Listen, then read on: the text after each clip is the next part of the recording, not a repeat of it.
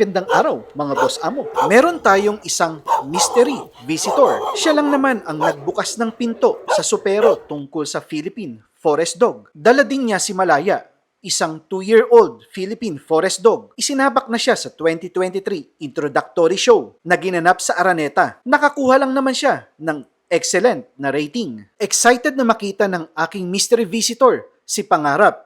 At alam naman natin na si Pangarap, sweet but manipulative. Tinahulan ba naman ang aking bisita?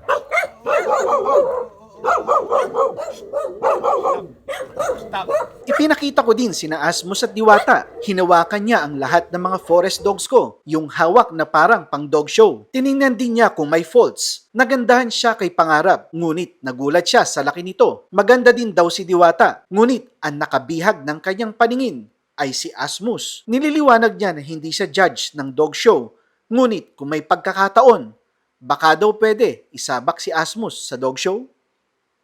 Yun lang po sa ngayon at maraming salamat sa panonood.